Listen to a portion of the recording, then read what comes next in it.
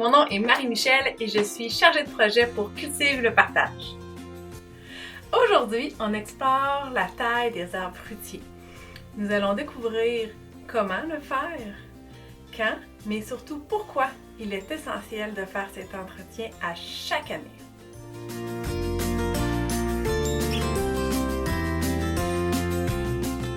En réduisant la quantité de feuilles et de branches, vous allez permettre à votre arbre fruitier de concentrer son énergie sur ses fruits plutôt que sur des feuilles inutiles.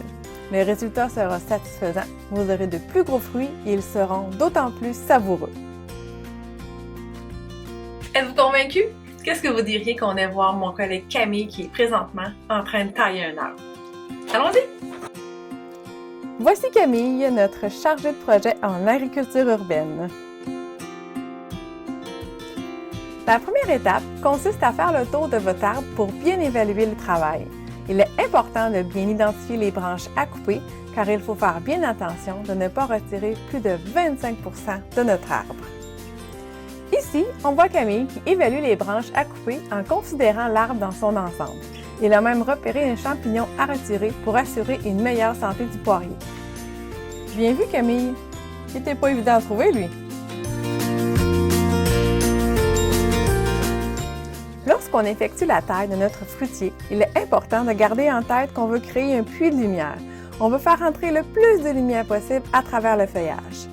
De cette façon, on améliore la photosynthèse et par le fait même, on permet une meilleure circulation de l'air qui limitera la propagation de maladies fongiques.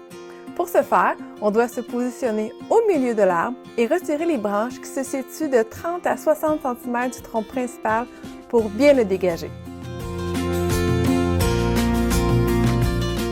Ces branches-là ici, je vais les couper parce qu'ils montent en direction des autres charpentières, puis aussi parce qu'ils font de l'ombre à l'autre arbre à côté. Et les branches mortes, ça c'est vraiment prioritaire dans la coupe, dans la taille de l'arbre. Puis ça, on ne compte pas dans le 25% du total des branches qu'on a taillées sur l'arbre. Cette branche-là ici, je viens la couper parce qu'elle crée du frottement avec l'autre branche en haut, puis s'il y a du frottement, ben ça crée une plaie. Fait que je vais venir la couper dans le bourrelet. Le bourrelet? Camille, tu nous expliques s'il te plaît? Ici, on a un bel exemple là, de qu'est-ce qu'il faut pas faire quand on taille un arbre, c'est de laisser un gros moignon comme ça. Justement, quand on fait une coupe comme ça, il faut vraiment être le plus proche possible de l'arbre, sinon ben, ça fait un moignon puis la cicatrice se fait pas alentour. Là. Ça va juste mourir. C'est un bel exemple d'un bourrelet cicatriciel. Ça, c'est une branche qui a été bien taillée. À ne pas négliger, il faut aussi retirer les branches qui sont trop basses car contrairement à ce qu'on pourrait penser, elles ne monteront pas avec l'arbre. Elles conserveront toujours la même distance avec le sol. On en profite également pour couper les gourmands, les petites branches qui poussent à la base de l'arbre. Elles utilisent beaucoup trop d'énergie. On les enlève.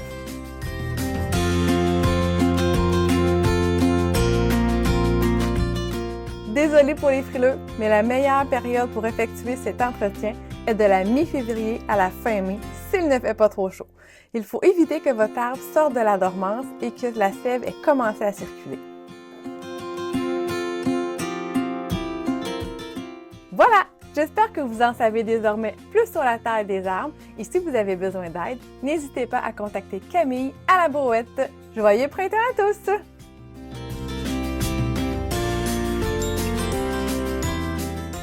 On dirait que t'es né pour être dans un arbre. C'est comme un Tarzan des pommiers. Ah, ça roulait!